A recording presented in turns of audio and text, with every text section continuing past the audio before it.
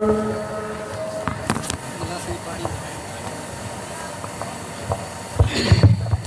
को जो तो मामा आई ये पैसा आए वठी तो मनु का करने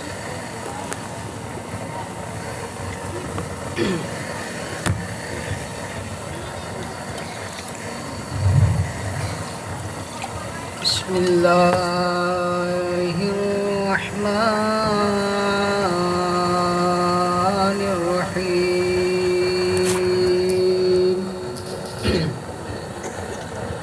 नहमदुहु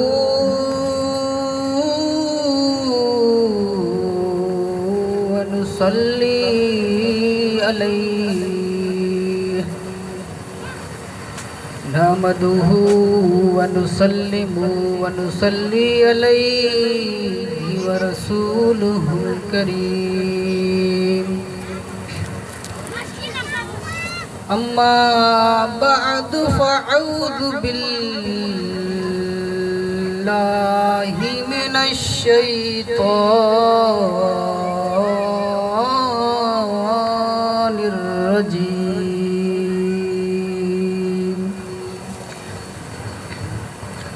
बिस्मिल्लाहिर्रहमानिर्रहीम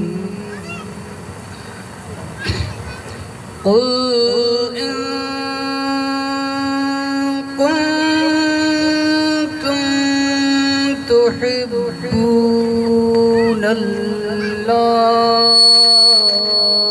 फत्तबिऊनी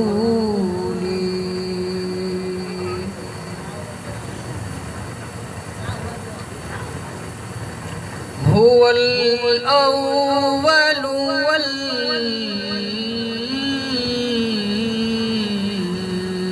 आखिर सदक़ल्लाहुल अज़ीम व सदक़ रसूलुहुल करीम व नहनु ज़ालिक व शाकिरीन वल आबिदीन अल्हम्दुलिल्लाहि रब्बिल आलमीन। सारे जग में जानिब लाए ओ जिन सारथी व्या मोहम्मद अची वियो बेड़ा पार थी व्या सारे जग में जानिब लजिन सारथी व्या मोहम्मद अची वियो बेड़ा पार थी व्या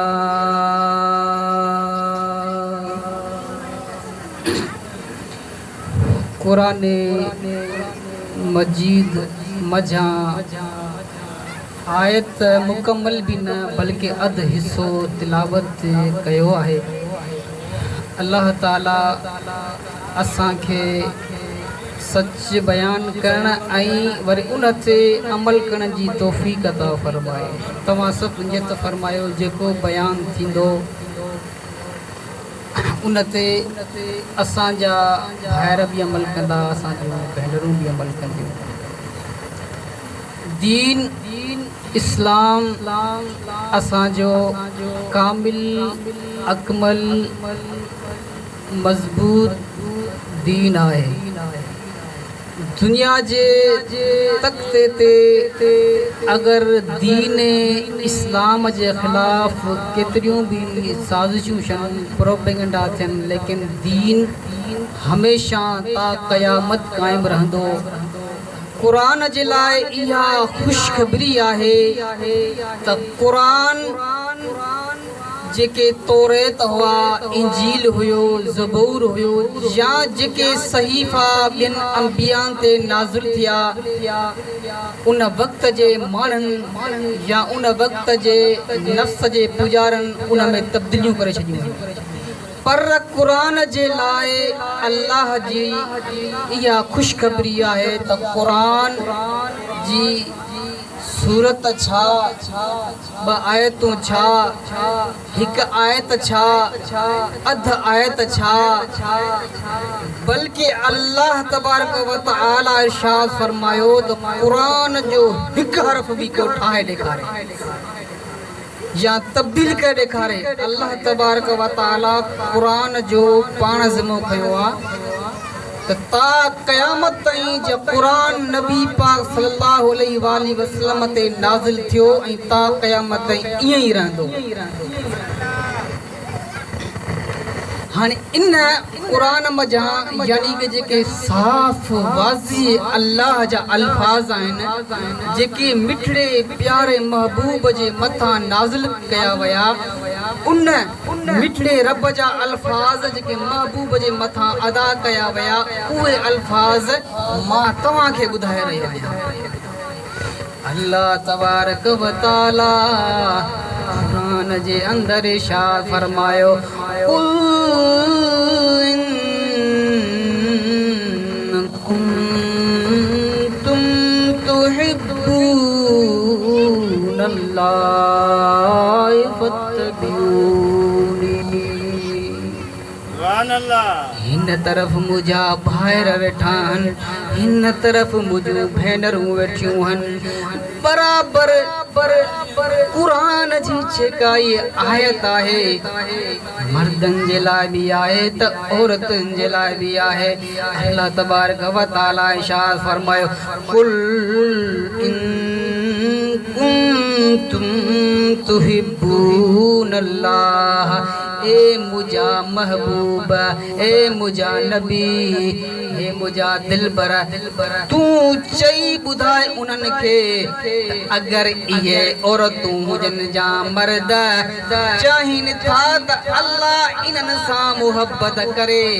अल्लाह इन्हनि खे चाहे, अल्लाह हुननि जूं मुसीबतूं दूर फरमाए। हबीब फरमायो, अल्लाह तव्हांखे चए थो त फत्तबिऊनी,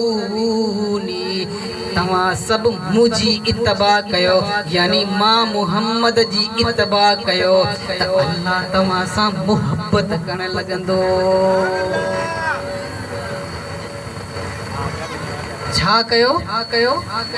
मुहबत करणु लॻंदो अल्लाह ताला तव्हां सां, लेकिन शर्त इहो आहे त मुंहिंजी तव्हांखे इत्तबा करणी पवंदी। सहाबा भी इत्तबा कई, औलिया भी इत्तबा कई, नेक सुलहा भी इत्तबा कई। असां खे भी नबी पाक सल्लल्लाहु अलैहि वसल्लम जी इत्तबा करणी। हाणे ॿ कॉन्सेप्ट आहिनि, हिकु आहे अल्लाह जी मोहब्बत, इहा आहे नबी अकरम सल्लल्लाहु अलैहि वसल्लम जी इताअत। सहाबा नबी पाक सां मोहब्बत कंदा हुआ, इत्तबा के कंदा हुआ जे नबी पाक सल्लल्लाहु अलैहि वसल्लम कंदा हुआ या फरमाइंदा हुआ, ईअं कंदा हुआ। हज़रत सैयदना अब्दुल्लाह बिन मसूद रदियल्लाहु ताला न अल्लाह जे रसूल जा सहाबी आहिनि। हिकु दफ़ो मुंहुं वांगुरु खिताब करे रहिया हुआ, बयान करे रहिया हुआ। रसूलुल्लाह जी हिकु हदीस पाक जे ज़ुबान ते आई। हदीस पाक बयान कंदे कंदे मुस्कुराने लगा। सुभान अल्लाह। छा मुस्कुराने लगा त खिताब खां बाद में असहाबन साथन पुछा कई, आए हुजूर तव्हां बयान दौरान मुस्कुरायो छा जे करे? पाण फरमायो त जॾहिं नबी पाक सल्लल्लाहु अलैहि वसल्लम हीअ हदीस बयान कई हुई त हुजूर पाक सल्लल्लाहु अलैहि वसल्लम भी मुस्कुराया हुआ। मुंहिंजूं भेनरूं गौर सां ॿुधो पियो न,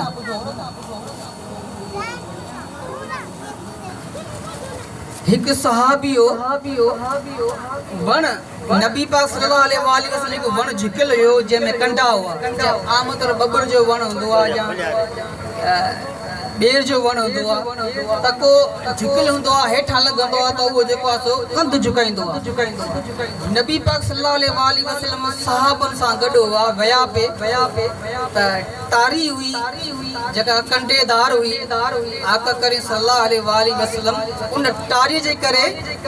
पाण जेको आहे सो कंधु झुकायूं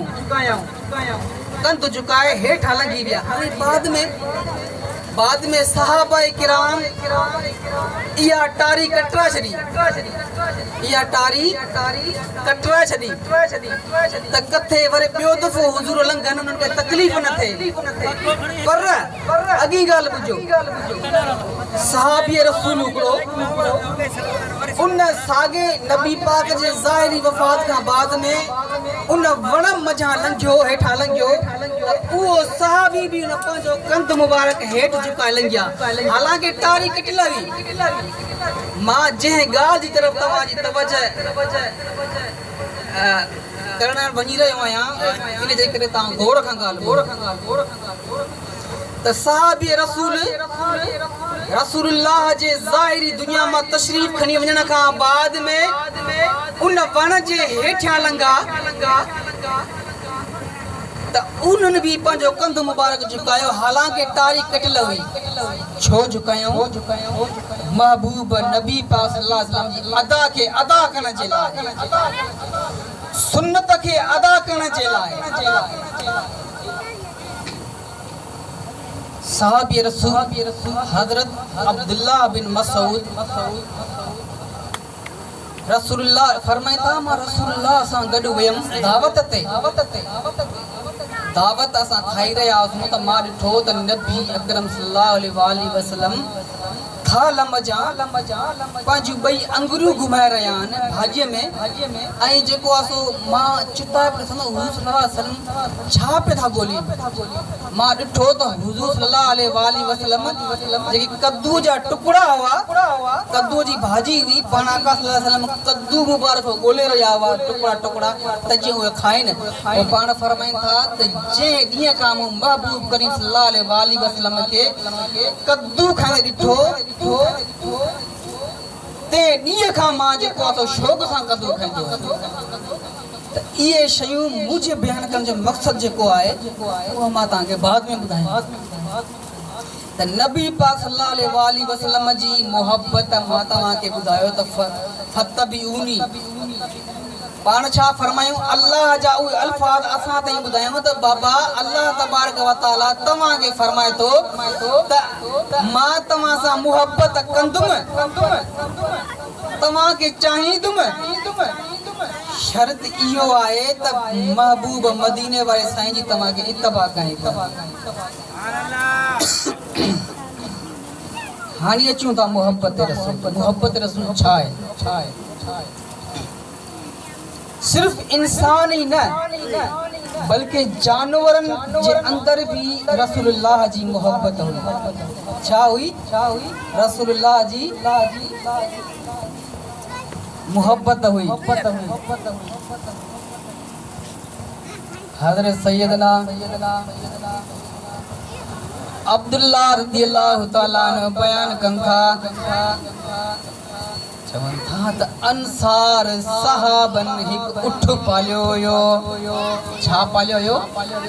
उठ पालियो हुयो। उठ पालियो उहो उठ सरकश थी वियो ॾींगो थी वियो झौंप न लॻो तारीख़नि जे अंदरि अचे थो। बुज़ुर्गनि खे बि ख़बर आहे त उठ तमामु जानवरनि मां शरीफ़ जानवर आहे लेकिन अगरि उनखे तंग कयो वञे या अगरि उन उठ खे अगरि बिगड़ी वञे त तमामु जानवरनि बल्कि शींहं खां बि वधीक ताक़तवर बणिजी वेंदो आहे। उहो उठ जेको आहे सो शरकत थी वियो ॾींगो थी पियो कॾहिं होॾां टपा ॾिए पियो त कॾहिं होॾा छाल ॾिए पियो। सहाबी अंसार नबी पाक सल्लल्लाहु अलैहि वसल्लम जी बारगाह में आया। अर्ज़ कयो या रसूल अल्लाह असां उठ त पालियो हो लेकिन हाणे डिंगो थी पियो आहे। उठ छाल पियो थो ॾे, न को खाए थो न को पीए थो, कॾहिं कंहिं उमरा ते हमलो करे थो, कॾहिं कंहिं औरत ते हमलो करे थो, जेको माण्हू ॾिसे थो उनजे मथां कड़की पवे थो। या रसूल अल्लाह उठ जी कुझु कयो। आका करीम सल्लल्लाहु अलैहि वसल्लम खे अर्ज़ करण खां बाद में वो अंसार साहबा हलिया विया, वरी ॿिए ॾींहुं हाज़िर थिया। त हुज़ूर सल्लल्लाहु अलैहि वसल्लम साहबनि जी झुरमट में तशरीफ़ फरमा हुआ। उते उहे अंसार साहब या रसूल अल्लाह उठ जेको आहे सो ॾाढो ॾिंगो थी वियो आहे, पहिरियां खां बि वधीक हाणे वधीक जेको आहे सो माण्हुनि जे मथां हमलो करे थो, माण्हुनि खे चक हणे थो। या रसूल अल्लाह उठ जो कुझु बिलो कयो। साहबनि खे फरमायो आहे मुंहिंजा साथियो उथो त अंसार साहिब जे घर हलूं। हुजूर पंहिंजे साहबनि सां गॾिजी अंसारी साहिब जे घर तशरीफ़ खणी आया आहिनि। ॾिठऊं त वाक़ई उठ ॿधो पियो आहे, बाग़ जे अंदरि आहे ऐं ॿधण खां बाद में नबी पाक सल्लल्लाहु अलैहि वसल्लम उते बाग़ में तशरीफ़ खणी आया। नबी पाक सल्लल्लाहु अलैहि वसल्लम उठ ते जो निगाह कई त उठ जेको आहे सो उथी पियो। नबी पाक सल्लल्लाहु अलैहि वसल्लम अंसारीअ खे फरमायो त उठ खे छोड़ियो छोड़ियो छोड़ियो। उठ जेको किले में बदलान जो रस्तो छोड़े छॾियो। साहबी रसूल वेठा हुआ, आका तव्हां असांजा नबी हो, महबूब हो, अगरि तव्हांखे तकलीफ़ थी त असांखे बि तकलीफ़ थींदी। आका तव्हां असांजे लाइ दीन आंदो, असांजे लाइ तव्हां सभु कुझु आहियो, किथे उठ तव्हांखे तकलीफ़ न ॾे, किथे उठ तव्हांखे तकलीफ़ न ॾे। नबी पाक सल्लल्लाहु अलैहि वसल्लम ने इरशाद फरमायो अला मुहम्मद व रहमतल लिल आलमीन। मां पूरे ज़मीन में हिकु मुहम्मद आया, मां नबी आया ऐं मां पूरे रूए ज़मीन जे लाइ रहमत बणिजी तशरीफ़ खणी आयो आहियां। चाहे उहे पखी हुजनि, चाहे उहे चरंदा हुजनि, चाहे उहे परिंदा हुजनि, चाहे उहे शींहं हुजनि, चाहे उहे बलाऊं हुजनि, चाहे उहे नांग हुजनि, का बि शइ हुजे ज़मीन ते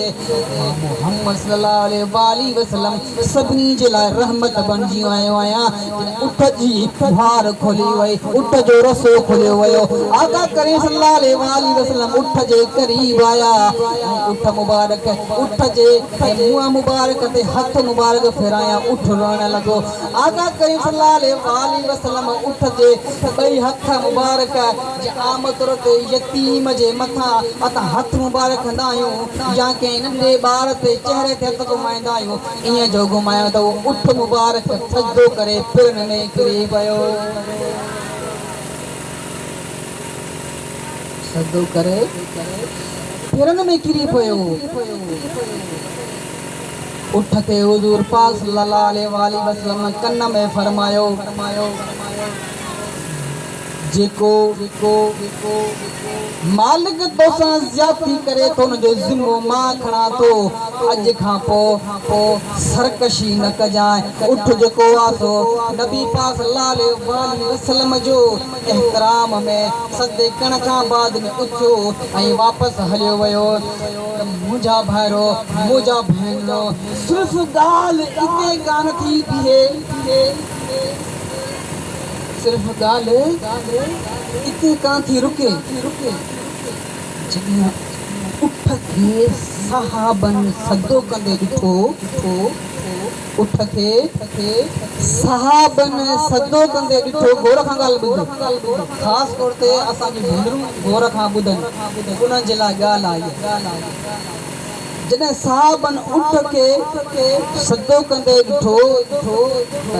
अर्ज़ कयूं या रसूल अल्लाह ही त जानवर आहे,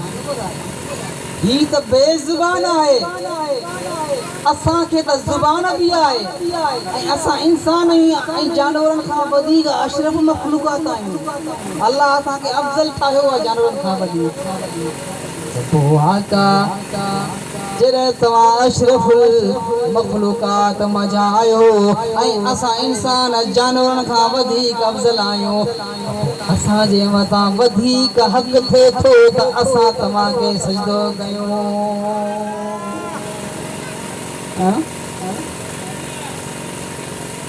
या रसूल अल्लाह,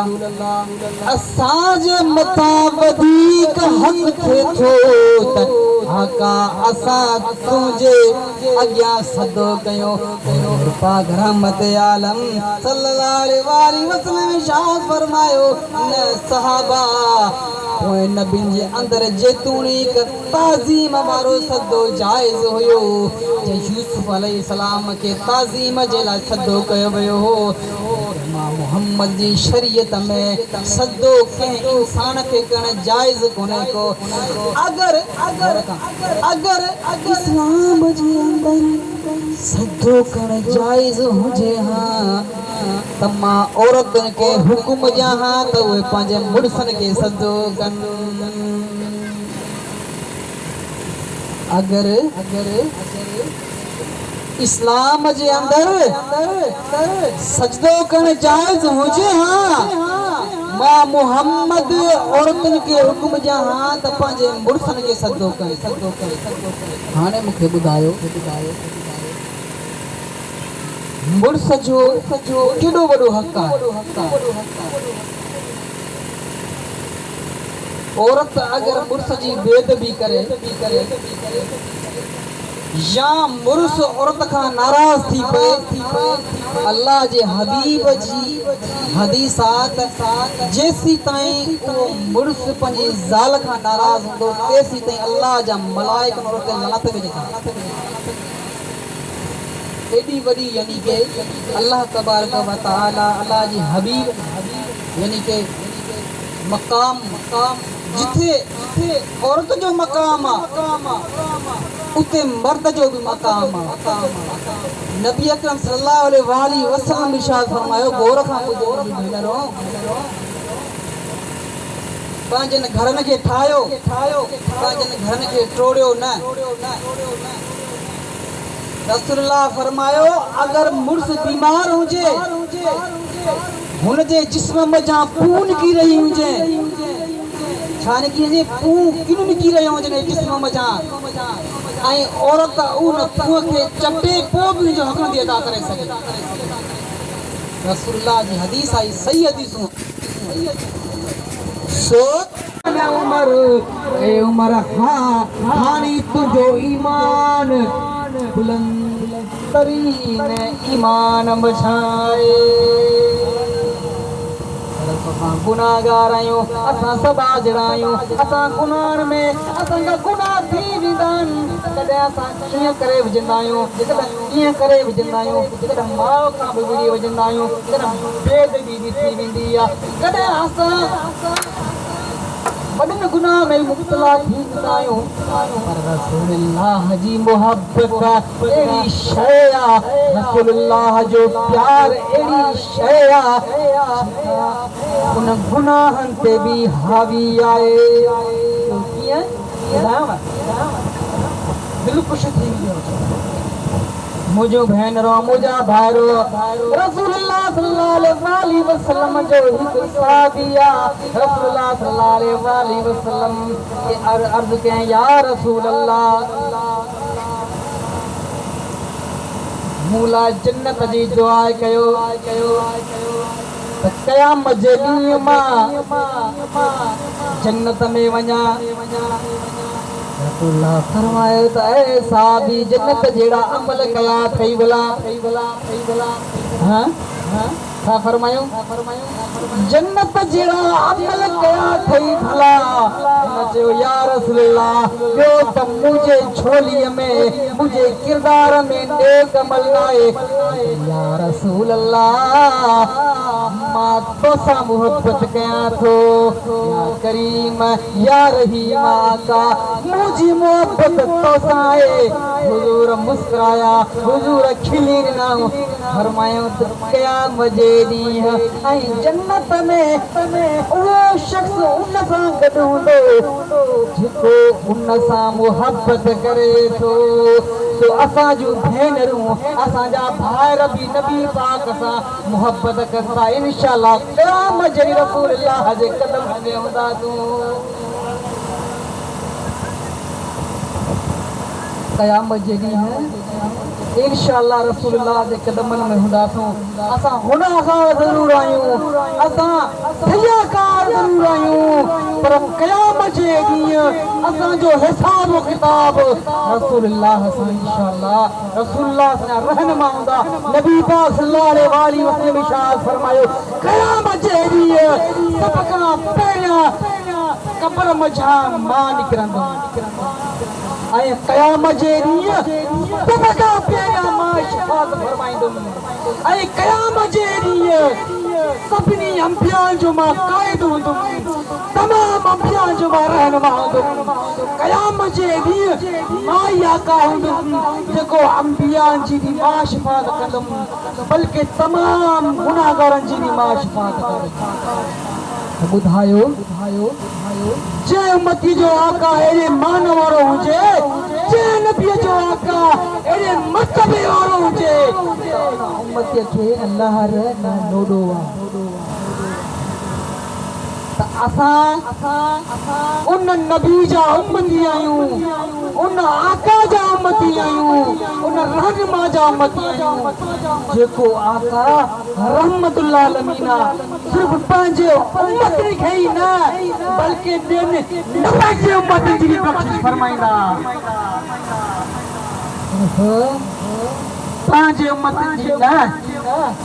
बल्कि ॿियनि उम्मतनि जी बि बख़्शिश फरमाईंदा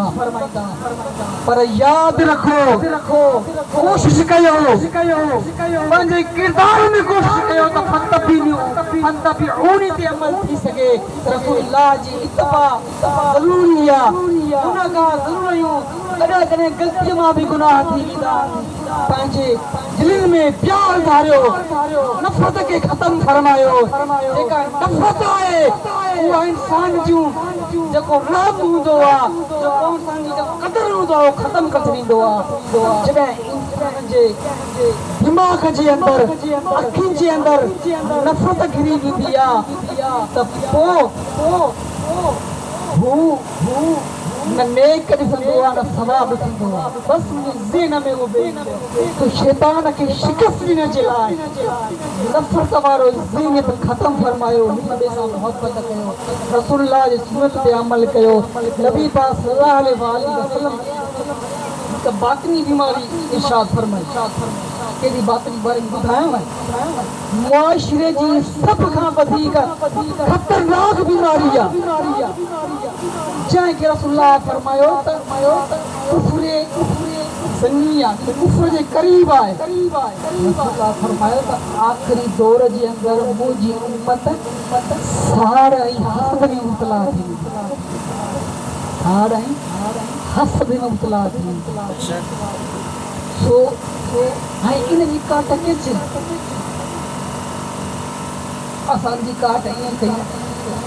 अल्लाह जेका मुंहिंजे मथां नेमतूं कयूं उन नेमतुनि खे यादि कयूं छा कंहिंखे यादि कयूं नेमतुनि खे यादि कयूं जेके अल्लाह नेमतूं कयूं न असांजे मथां उन नेमतुनि खे यादि कयूं बल्कि असां ॿिए जी नेमत ॾिसी करे न रसूलुल्लाह इन शइ खे ख़तमु फरमायो अगर इहा शइ ख़तमु थी वई न त वॾी वईद आहे शइ ते छो असांखे बातिनी बीमारी जेका आहे हिकु ज़ाहिरी बीमारी आहे बुखार थी वियो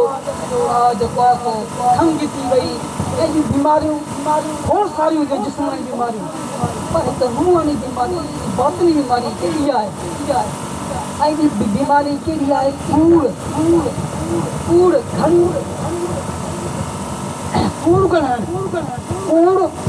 बड़ी बातिनी बीमारी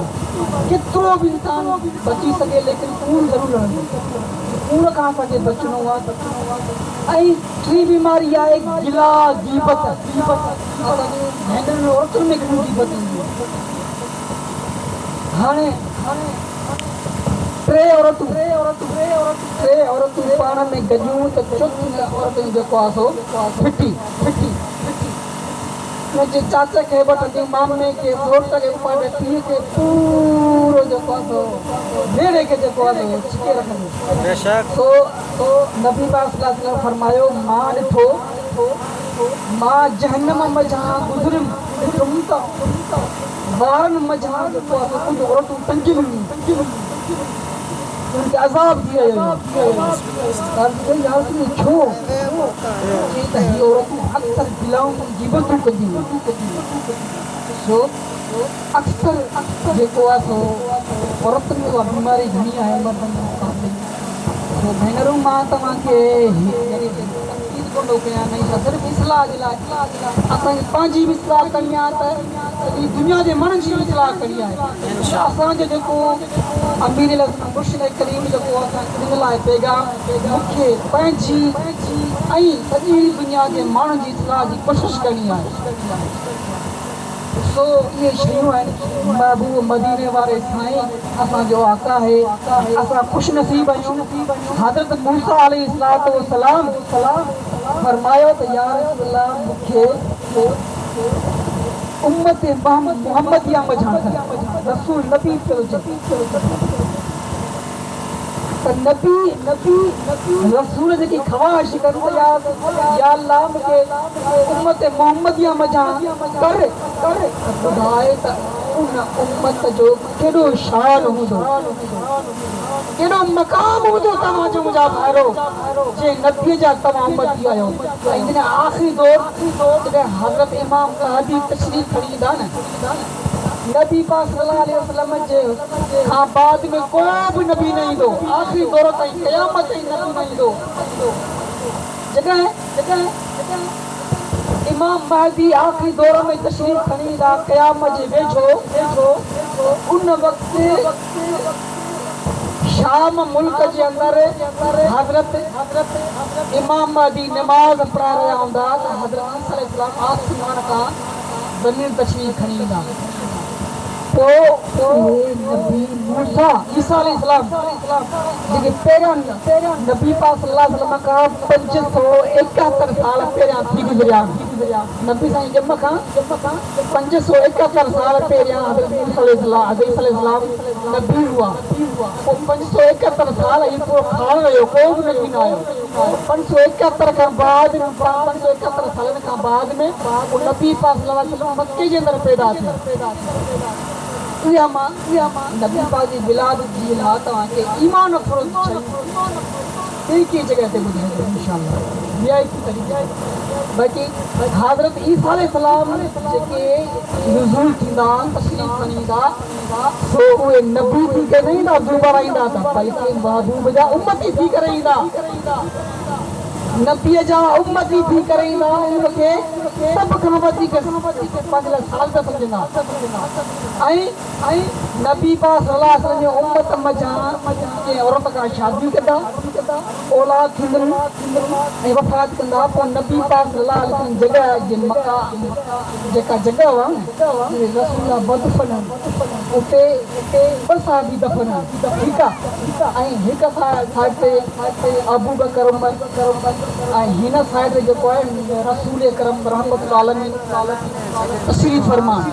ऐं वरी रसूल जे साइड मां हिकु जॻह ख़ाली आहे हज़रत ईसा अलैहिस्सलाम बचियल आहे अरबनि जे जेको आहे सो वज़ीर आज़म जेके बादशाह उहे गुज़रिया इन जॻह ते असां पंहिंजे जेको आहे सो सऊदी जेके बादशाह खे दफ़न कयूं पर न करे सघिया ये जगह मुख्तसर है हज़रत ईसा अलैहिस्सलाम चलाए नबी थी करे कोई ना उम्मती थी करे ना शादी कंदा वो उनते तफा की नादा कभी सल्लल्लाहु अलैहि वसल्लम छा इन काम जी का ॿियो मौज तो खपे असांखे ताई ना जो काली रहमत अल्लाह सल्लल्लाहु अलैहि वसल्लम सारे जगह में जान पाए और जिन सार थीरा मद अची वो मेरा पार थीरा कतू कुतू बतारा सारे जगह में जान बोला अजन सार दीवा मोहम्मद अचीरो तेरा पार दिया सदक अल्लाह सदक रसूल करी हाँ जेको ॿुधो अल्लाह ताला खां दुआ है अल्लाह ताला असांजो ॿुधण